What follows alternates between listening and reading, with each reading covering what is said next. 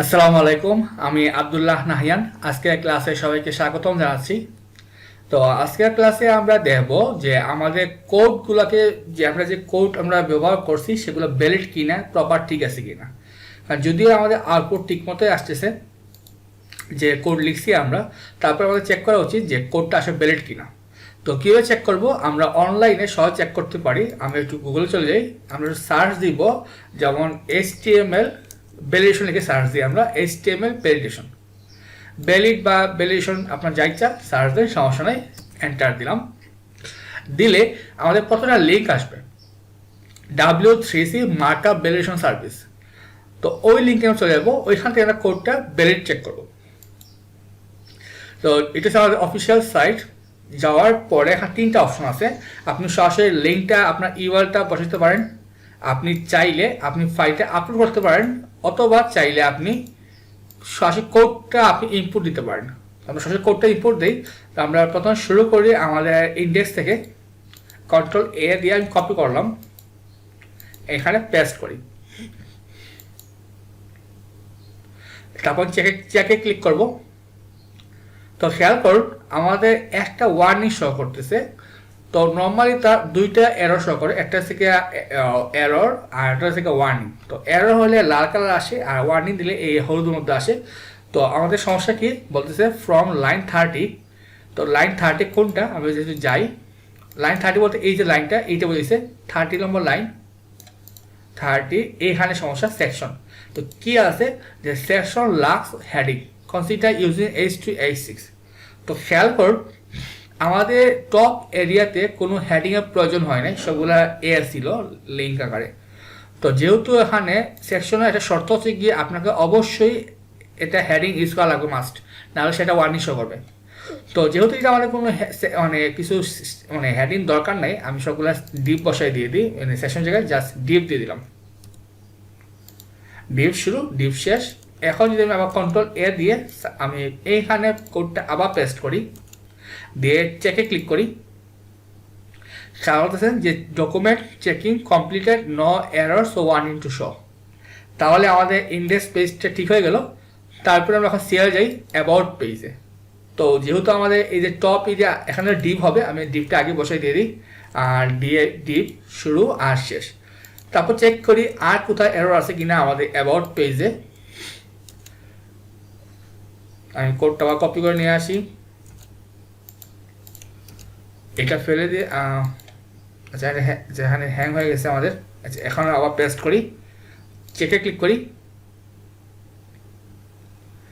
তো আমাদের এখানে একটা এরো একটা ওয়ার্নিং শো করতেছে। তো এখানে কি আসতেছে খেয়াল করুন যে document appears to be lorem instant text but the HTML start tag has language English. তো এখানে খেয়াল করুন যেহেতু আমাদের এখন সাইটটা ডেমো অবস্থায় আছে, মানে আমরা কোনো সব কিছু দামি ডাটা বসাইছি, তো আমরা কিন্তু এখানে বলেছি আমাদের ল্যাঙ্গুয়েজটা কি ইংলিশ। কিন্তু এই যে লরেম ইনস্ট্যান্ট, এটা তো ইংলিশ শব্দ না, এটা কোনো মিনিংফুল না, এই জন্য সে বুঝতেছে না।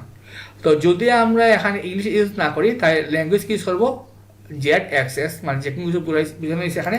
তো আমরা আপাতত এইটা ইউজ করি। তো যখন আপনি রিয়েল ডাটা বসাবেন অবশ্যই ল্যাঙ্গুয়েজটা ইংলিশ বসাবেন। তো আমি তো এখানে বসে আপাতত। তারপর একটা এরর শো করতেছে, text not allowed in element UL in this context. আচ্ছা লাইন নম্বর 106 আমরা দেখে আসি লাইন নম্বর 6 কী সমস্যা। 106 কি বলেছে আমাদের এখানে, আচ্ছা স্ল্যাশটা আমরা সরাসরি বসাইছি। তো আমরা কি করতে পারি, এখানে যেহেতু এরর আসছে, তো আমরা স্ল্যাশটা ভিতরে বসাই দিয়ে দিই, এখানে না বসাইয়া এর পরে দিয়ে দিই। এখন হচ্ছে অ্যাবাউট পেজ চেক করে আসি যেটা ঠিকমতো আসতেছে কিনা।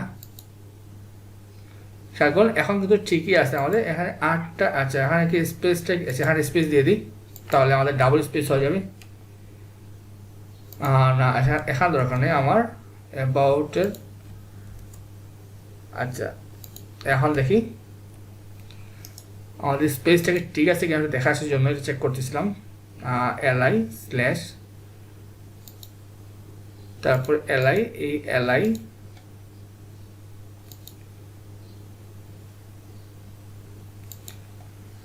আচ্ছা ঠিক আছে, সমস্যা নাই, থাকুক। আমরা এই স্পেসটা বাদ দিয়ে দিই, দেখি কি আসে।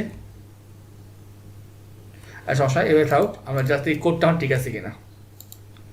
এখন যদি আমি এখানে আবার পেস্ট করি, চেকে ক্লিক করি, এখন ডকুমেন্ট চেকে কমপ্লিটেড, নো এরর্স ওয়ান ইট শো। তো যেহেতু আমরা পরবর্তীতে অবশ্যই আমরা যখন রিয়েল ডাটা বসাবোই, তো এই যে আমার মনে হয় এখানে আমরা এইটা না বসে ইএনটা বসাই, নাহলে আমরা পরে ভুলে যেতে পারি যে এটা এটা জাস্ট ওয়ানই, যেহেতু সমস্যা নাই। তাহলে আমাদের অ্যাবাউটটা ঠিক হইলো। তারপর আমরা আসি ব্লক সিঙ্গেল পেজে। তো আমাদের এখানে ইএন থাকলো, প্রিঅর্ডার, এখানে অবশ্যই টপিকের ডিভ হবে আমাদের, যেহেতু আমরা দেখে আসছি আগে ডিভ। তারপর লাইন নাম্বার, আমরা যে ব্রেড কাম্প পার্টটা আছে আমরা স্ল্যাশটা ভিতরে বসাবো, বাইরে না দিয়ে। এই হ্যাঁ দিলাম। এখন যে কোডটা কপি করি, যে ব্লক ডিটেলস পেজটা ঠিক আছে কিনা চেক করি।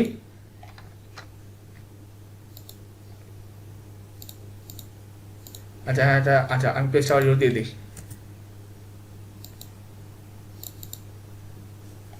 ওকে, আমি পেস্ট করি।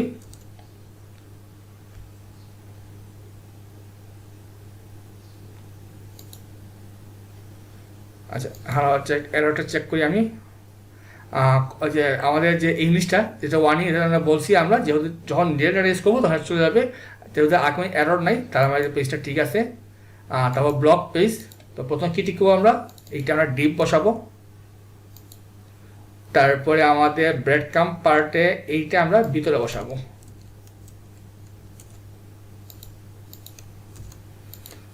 কোডটা কপি করি আমরা, এইখানে আবার পেস্ট করি আমাদের ব্লক পেজের কোডটা, দেখি কি অবস্থা। সেম আমাদের এটা শো করতেছে, যেহেতু এটা সমাধান হবে, আর কোনো এরর বা ওয়ার্নিং নাই, তাহলে আমাদের এই পেজটাও ঠিক আছে আমাদের।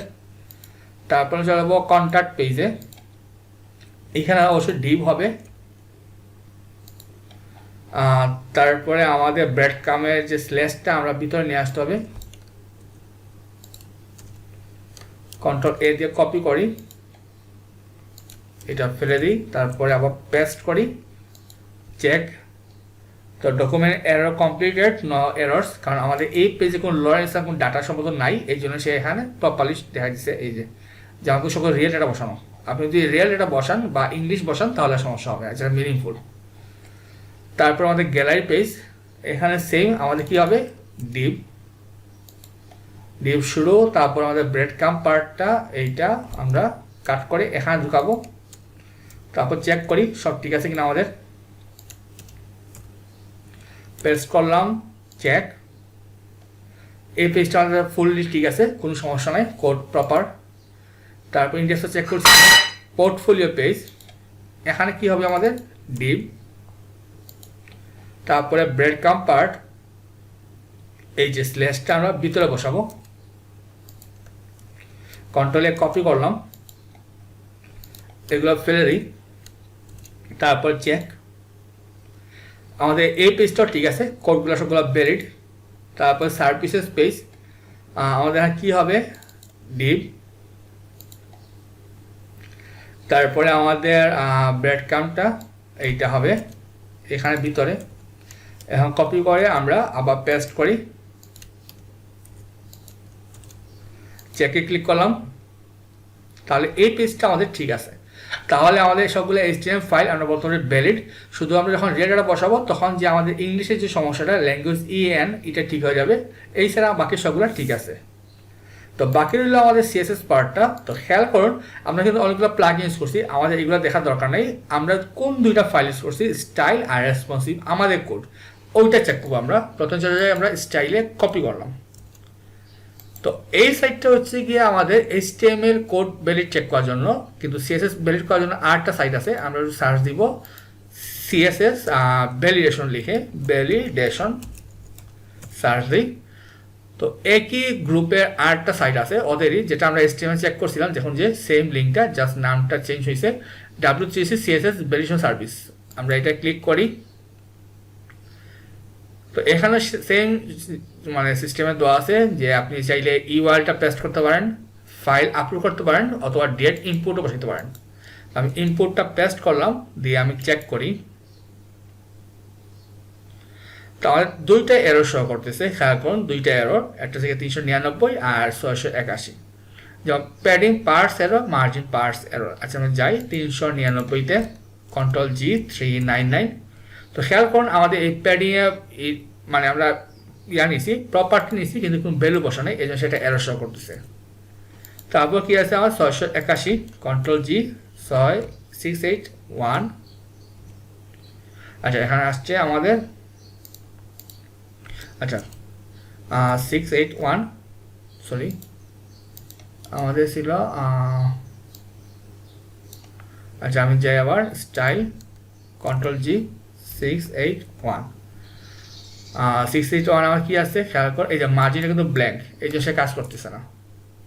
আর একটা ওয়ানে শো করতেছে import style sheets are not checked in date imports and file uploads modes, মানে এই যে আমরা যে ফর্মটা ইম্পোর্ট করছি ওইটা সে বুঝতেছে না, এটা সমস্যা নেই, এটা কাজ করবে আমাদের।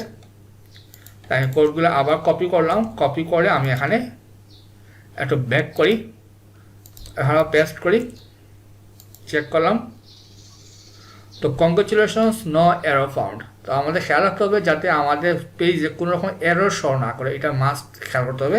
যদি আমাদের HTML CSS কোড বা ভ্যালিড থাকে তাহলে যে কোনো ব্রাউজার সাপোর্ট করতে বাধ্য, যদি সাপোর্ট না করে তাহলে ওই ব্রাউজার কোনো সমস্যা হতে পারে, এটা আমরা সলভ করতে পারি। তারপরে আমরা চেক করতে পারি রেসপন্সিভ CSS, ওইটা আমি আবার কোডটা কপি করলাম, ব্যাক করলাম, আবার পেস্ট করি। আচ্ছা আমার হ্যাং হয়ে গেছে।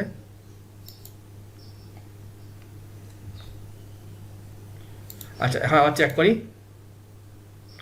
এখানে কোনো এরর নাই, তাহলে আমরা বলতেই পারি আমাদের CSSটা ফুললি ভ্যালিড, সবগুলো ফাইল মানে যেগুলো আমরা কোড লিখছিলাম। তো এইভাবে আপনি চাই মানে অবশ্যই আপনার প্রজেক্ট শেষে সবগুলো ফাইল চেক করবেন যে আমাদের কোডটা সবগুলা মানে সাইটে কাজ করছে, মানে প্রপারলি ভ্যালিড কিনা, যে কোনো এরর আছে কিনা। তো এইভাবে আমরা চাইলে আমাদের অবশ্যই সবগুলা মানে কোড আমরা চেক করবো যে ভ্যালিড আছে কিনা। তো আজকের ক্লাসটা এই পর্যন্তই। তো আগামী ক্লাসে আমরা দেখবো আমাদের সাইটটাকে কীভাবে লাইভ হোস্ট করতে পারি গিটহাবের সাহায্যে। তো সেই ক্লাস দেখার আমন্ত্রণ রইল, সবাই ভালো থাকবেন, আসসালামু আলাইকুম।